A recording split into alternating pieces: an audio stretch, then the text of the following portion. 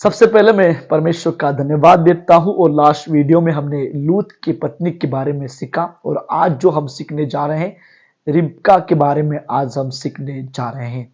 अभी हम देखेंगे कि वो कौन थी। रिबका जो है वो बतूएल की बेटी थी, लाबान की बहन थी और इसहाक की पत्नी थी, अब्राहम और सारा की बहू थी, एसाव और याकूब की मां थी।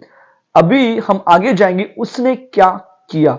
रिबका ने हमेशा वही किया जो परमेश्वर ने उससे चाहा था। जब ऐसा करना उसके लिए मुश्किल था तब भी उसने किया। जब एक कुएं से पानी भर रही थी तो एक आदमी ने उसे पीने के लिए थोड़ा पानी मांगा और उसने तुरंत उसे पानी दिया और उसके ऊंटों को भी उसने पानी पिलाया। अभी प्रश्न ये आता है कि वो आदमी कौन है। वो आदमी जो है अब्राहम का सेवक था और वो इसहाक के लिए लड़की ढूंढने काफी दूर से वहां पर आया था। थोड़ा हम इस घटना को देखेंगे, थोड़ा हम पीछे जाएंगे कि क्या हुआ और यहां तक ये से बातें क्यों हुई है। तो थोड़ा हम उस घटना को याद करेंगे, थोड़ा फोकस करेंगे।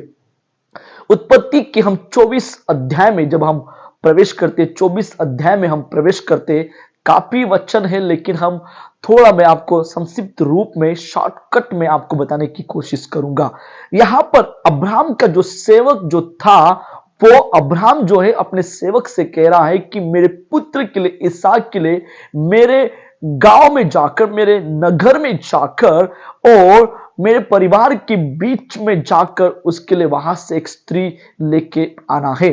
तो वहां पर कुछ समय के बाद जो बातचीत होने के बाद और अब्राहम के सेवक ने अब्राहम से कहा, कदाचित वो स्त्री इस देश में मेरे साथ आना न चाहे तो क्या मुझे तेरे पुत्र को उस देश में जहां से तू आया है ले जाना पड़ेगा।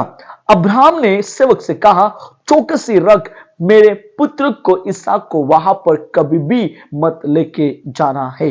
तो वहां पर अब्राहम ने कहा कि स्वर्ग का परमेश्वर यहोवा जिसने मुझे मेरे पिता के घर से और मेरे जन्म भूमि से ले आकर मुझसे शपथ खाई और उसने कहा मैं यह देश तेरे वंश को दूंगा, वही परमेश्वर तेरे आगे आगे दूतों को भेजकर और तू वहां से मेरे पुत्र के लिए वहां से एक लड़की ले आए। इस बातों को उसने माना, उस बातों को उसने स्वीकार किया, न ठुकराते हुए उस बातों को एक्सेप्ट करते हुए वो वहां से निकल रहा है। इसके लिए वो साधारण सफर नहीं था, यात्रा साधारण नहीं थी, लेकिन उसके अंदर विश्वास था, भरोसा था कि अब्राहम का परमेश्वर मेरे साथ है, मेरे साथ रहेगा और मेरे यात्रा को सफल करेगा।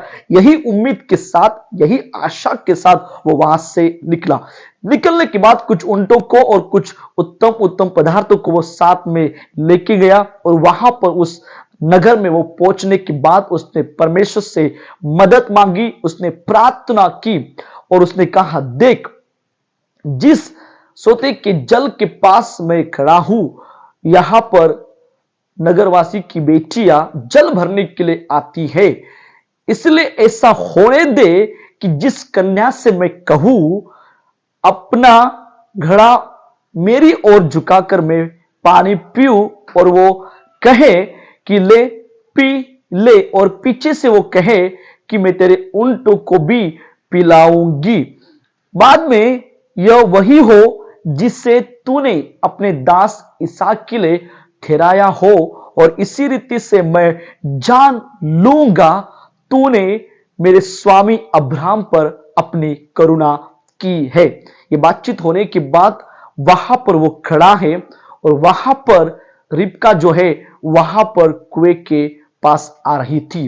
तो वहां पर जब हम रिबका के बारे में देखेंगे मेरे प्रियो, रिबका जो है एक सुंदर थी और एक कुमारी थी। कुमारी का मतलब क्या है कि शादी के पहले हम कुमारी बोलते हैं और शादी होने के बाद जो है हम श्रीमती लगाते हैं। और आगे जब हम देखते हैं उसने किसी पुरुष का मुंह नहीं देखा क्योंकि वो पवित्र थी।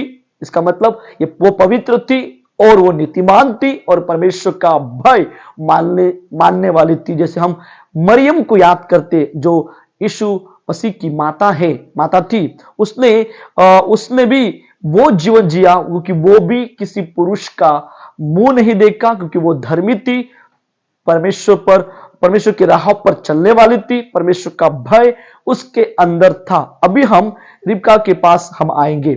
रिबका जो है वहां पर आ रही थी और कुएं के नीचे उतरी, सोते के कुएं के अंदर वो नीचे उतरी और उतरने के बाद वो अपना घड़ा भरकर वो ऊपर आ रही थी। जैसे वो ऊपर आ रही थी तो वो अब्राहम का सेवक उसकी ओर दौड़कर वहां पर जाता है और जाने के बाद उसने उसे कहा, अपने घड़े में से थोड़ा पानी मुझे पिला दे, क्योंकि उस समय रिबका ने मना नहीं किया। रिबका ने कभी भी मना नहीं किया। उस समय उन्हें तुरंत उस व्यक्ति को उसने पानी पिलाया और पिलाने के बाद उसने कहा, उन्होंने पीछे से कहा, मैं तेरे ऊंटों को भी पानी पिलाऊंगी और तब तक पानी भर भर के लाऊंगी, तब तक आपके ऊंट जो है पानी पी ना चुके। मेरे प्रियो, ऊंटों को पानी पिलाना काफी मेहनत का काम है, साधारण बात नहीं है। उसके पास एक नहीं, दो नहीं, तीन नहीं, चार नहीं, पांच नहीं, तो उसके पास करीब करीब 10 ऊंट उसके पास थे। उत्पत्ति के उसके 24वां अध्याय में 10 वचन में वो 10 ऊंटों को अपने साथ लेके गया था। एक ऊंट जो पानी पीता है करीब करीब जो है 100 से लेकर 150 लीटर तक एक बार में एक ऊंट पानी पीता है। तो आप अंदाजा लगाइए, उसके पास 10 ऊंट थे तो 1000 से 1500 लीटर तक उन्होंने पानी पिया होगा। और वो पानी नीचे जाना और नीचे से ऊपर लाना ये काफी कठिन काम था और ये मेहनत का कार्य होता है मेरे प्रियो। और जब हम देखते हैं और जब हम इस बातों को हम देखते हैं कि कोई भी जवान लड़की जो इस कार्य के लिए तैयार हो जाती है तो वो दर्शाती है कि वो एक समर्पित है। क्या है? एक वो समर्पित है, सहायक तथा सेवा की इच्छा रखने वाली है। वो गुण, वो क्वालिटी वो रिबका के अंदर हमें दिखाई दे रही थी। जब उसने देखा, रिबका को उसने देखा और देखने के बाद उसने सोचा कि रिबका कितनी मेहनती है, उसने मेरे साथ कितना अच्छा व्यवहार किया है। और वो समझ गया कि परमेश्वर ने मेरी प्रार्थना का जवाब दे दिया है और परमेश्वर ने एक तरफ उसको बता दिया कि रिबका जो है इसहाक के लिए सही है। तो उस समय वो अचंभे से उसे देख रहा था और चुपचाप वो ताकता रहा और उसने यहोवा को पुकार कर कहा कि यहोवा ने, परमेश्वर ने मेरे यात्रा को सफल बना दिया, मेरे जर्नी को सफल बना दिया। और उसने अब्राहम के परमेश्वर को उन्होंने धन्यवाद दिया, यहोवा को उन्हें धन्यवाद दिया। बहुत से बातें होने के बाद उनको वो वहां पर घर लेके जाती है। बहुत से बातें हुई और बातें होने के बाद जब रिबका को पता चला कि अब्राहम का सेवक जो है उसे इसहाक के लिए ले जाना चाहता है, तो जब उसको पूछा गया, लाबान और बतूएल जो उसके पिता, उसके मामा ने उसे पूछा गया कि आप क्या जाना चाहती हैं, तो उसने इनकार नहीं किया। उसने उस बातों को इनकार न करते हुए रिबका जो है उनके साथ जाने के लिए और इसहाक की पत्नी होने के लिए उन्हें मना नहीं किया, उन्हें वो राजी होकर वो जाने के लिए तैयार हो गई। मेरे प्रियो, रिबका ने इसहाक को नहीं देखा। आज के हम इस जनरेशन को देखते हैं, इस पीढ़ी को हम देखते हैं, आज जो है ना बहुत से हमारे जवान भाई बहनें माँ बाप के खिलाफ में जाकर काम करते हैं। माँ बाप ने जो चुना है वो नहीं देखते हैं, उन्होंने जो चुना है वो उनकी मर्जी से शादी होनी चाहिए। माँ बाप अपने बच्चों का कभी भी गलत रिश्ता नहीं लाते हैं और कभी भी गलत नहीं सोचते हैं। वो हमेशा उनकी एक सोच रहती है कि मेरी बेटी, मेरा लड़का अच्छे से रहे। तो जो वो चाहते हैं वही वो परमेश्वर ने चाहता है कि ये रिश्ता योग्य है। मेरे प्रियो, माँ बाप के विरुद्ध में कभी भी शादी मत करो। माँ बाप के खिलाफ में जाकर कभी भी शादी मत करो। माँ बाप ने जो देखा है वो करो। माँ बाप ने जो आपके लिए वधु और वर देखा है तो आपको उस बातों को मानना है। बाद में हम जब देखते हैं उस आदमी के साथ इसहाक के पास वो चली गई और उसकी पत्नी बन गई, पत्नी बन गई। मेरे प्रियो, आज बहुत से जो लोग हैं बिना प्रार्थना करते हुए रिश्ता ढूंढते हैं, रिश्ता ढूंढने के लिए जाते हैं।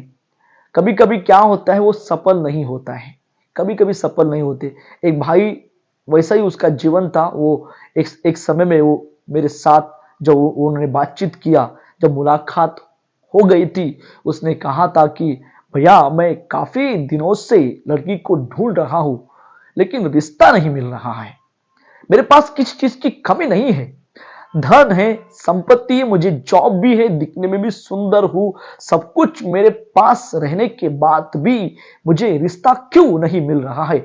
मैंने एक बात उनसे कहा कि भाई आप में किस चीज की कमी नहीं है, पर आप में वो चीज की कमी है। मैं आपको बताता हूं, आप में वो कमी है कि आपने प्रार्थना नहीं किया। आप में वो कमी है, आपने चर्च के पाड़ों को नहीं बताया। मैं इसलिए बता रहा हूं कि बहुत से जो है ना चर्च के पाड़ों को लोग बताते नहीं है, अपनी मर्जी से वो क्या करते हैं, चलाते हैं।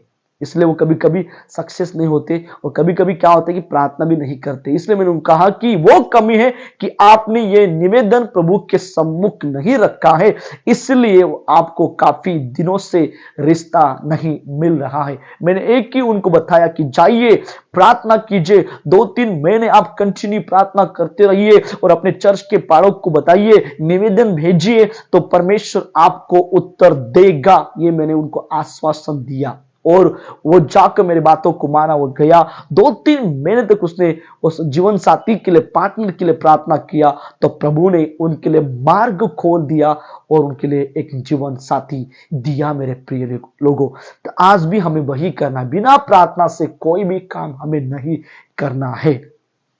जब हम आगे की ओर जाएंगे, रिबका के दो जुड़वा लड़के हुए। यहोवा ने रिबका को बताया कि उसका बड़ा बेटा जो है एसाव छोटे बेटे याकूब की सेवा करेगा।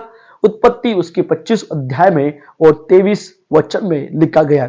जब इसहाक वृद्ध होने के बाद उसकी इच्छा थी कि ये जो आशीर्वाद जो है एसाव को मिले और इसहाक जो है एसाव को आशीष देने वाला था और आशीष देने वाला था। तो उस समय क्या हुआ कि रिबका ने इस बातों को सुना और सुनने के बाद रिबका वो आशीर्वाद जो है याकूब को दिलवाने के लिए उन्हें काफी इंतजाम किया, ताकि वो आशीर्वाद एसाव को न मिले, वो आशीर्वाद याकूब को मिले। ऐसा रिबका का ऐसा एक इंतजाम उन्हें पूरी तैयारी के साथ वो उन्हें प्लान किया। वो जानती थी मेरे प्रियो, वो जानती थी कि ये परमेश्वर की मर्जी है कि ये आशीर्वाद वो याकूब को मिले। मेरे प्रिय लोगों, जब हम उत्पत्ति 27 अध्याय 1 से 17 तक पढ़ते, यहां पर उसका जिक्र किया गया है। जहां पर परमेश्वर की मर्जी होती है वहां पर ही होता है। परमेश्वर के मर्जी के बिना कुछ नहीं होता है, परमेश्वर की इच्छा के बिना कुछ भी नहीं होता है। इसलिए उसकी मर्जी को, उसकी इच्छा को जानना कि प्रभु की इच्छा क्या है। मेरे प्रियो, प्रभु अपने समय में जरूर काम करेगा। आप बहुत से लोग टूटे होंगे, आज से बहुत से लोग दुख में होंगे, चिंता में होंगे, बहुत से लोग डिप्रेशन में होंगे, लेकिन प्रभु की इच्छा आपके लिए बड़ी है। तो परमेश्वर आपके जीवन में अद्भुत मिराकल काम करेगा, लेकिन आप परमेश्वर के साथ जुड़े रही है। अभी हम रिबका से हम क्या सीखते हैं, हम उसके बारे में देखेंगे।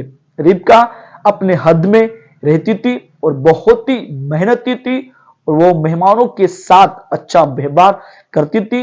इन्हीं गुणों की वजह से अपने यानी उसने एक पत्नी और एक मां की जिम्मेदारी अच्छे से निभाई और परमेश्वर की उपासना सही रीति से कर पाई है। आज भी हमारे बहनों को यही मैं कहना चाहता हूं कि आप भी एक अच्छी पत्नी बनिए और एक अच्छी मां बनिए और सबके साथ अच्छे व्यवहार के साथ हमें बना रहना है। प्रभु आपको भी ब्लेसिंग देगा, प्रभु आपको भी आशीष देगा। और किसी बात के लिए मना मत करो, कोई कंप्लेंट मत करो, सारी बातें आप प्रभु के सम्मुख रखो। प्रभु आपको और भी बढ़ाएगा। जो हमने सीखा है रिबका के बारे में, उसके अनुसार ही हमें चलना है। प्रभु और भी आपको बड़ा आशीष परमेश्वर आपके लिए प्रकट करेगा।